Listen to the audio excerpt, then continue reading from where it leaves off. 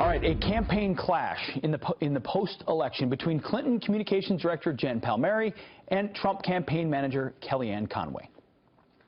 I would rather lose than win the way you guys did. No, you wouldn't. Do you think I ran a campaign where white supremacists had a platform? You going to look me in the face and tell me that? It did. Kellyanne really? did. Do you think you could have just had a decent message for the white working class voters? Do you think this woman who has nothing in common with anybody, how about it's Hillary Clinton? She doesn't connect with people. How about they have nothing in common with her?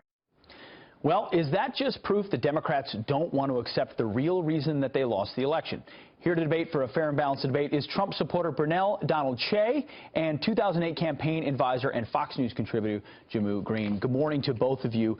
Brynell, I want to go to you first. Good morning. Have God they bless not you. learned? Good morning, and God bless you as well. Have they not learned the lessons of this election, or are they, are they going to go on in perpetuity blaming it on race? They have not learned the lesson.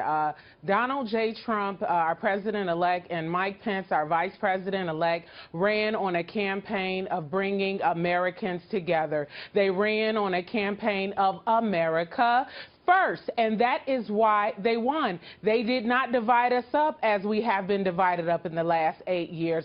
They got the votes of different genders, different races, different creeds, different religions, and they did so by talking about the things that make Americans, think. The economy, education, build that wall, Second Amendment, NAFTA deals, all the things that if you're an American, you're concerned about. And so had the Democratic Party spoken to Americans about the issues that we are concerned about, Hillary Clinton might be the one going in on January 2017 and not Donald J. Trump, our president-elect. Jehmu, we heard that they were Trump supporters were a basket of deplorables who were every ism in the book. It sounds like that's exactly what the Clinton camp thought as well. Well, this was a post-election assessment that is done every year at Harvard. I think it makes perfect sense for people who gave 2 years of their life and more years probably for many of them to an effort that actually had more voters vote for their candidate than the person who won. Around 2.5 million, I think, is where we're at. Well, in the wrong places, right now. but sure, yes. But it makes perfect sense for them to still be passionate about the issues that they thought weren't covered or how they were covered.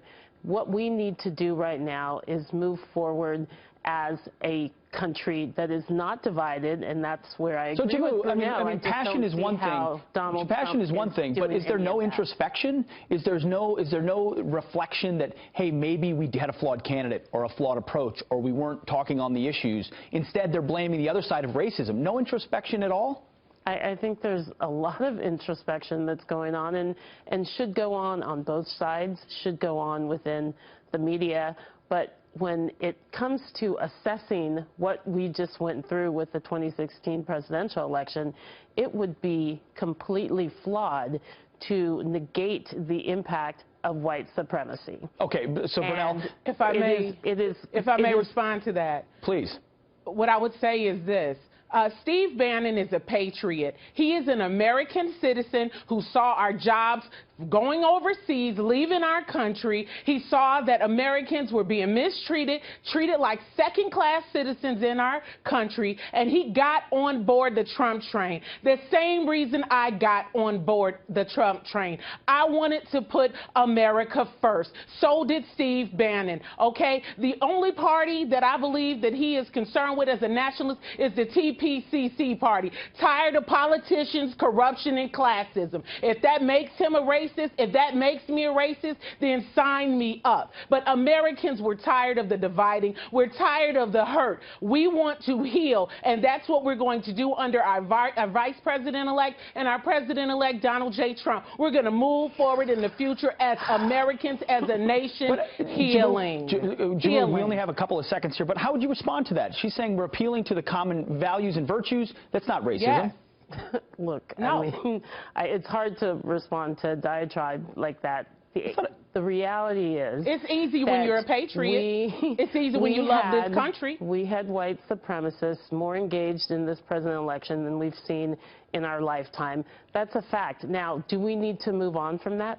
Of course. As Democrats, do we have to assess how we can better communicate our message? It was very difficult to get any sort of message out in the atmosphere where Donald Trump sucked up all the oxygen. Well, that's the reality. That's not what we should be talking about this morning, though. I think we should be talking about how we move forward responsibly. And unfortunately, we're not seeing that level of responsible we're going to have to leave it right there. Jamuma and Brunel, thanks very much. God bless you and God bless America. God bless you both and God bless America. Amen. Indeed. Thank you very much. Thanks for joining us this morning.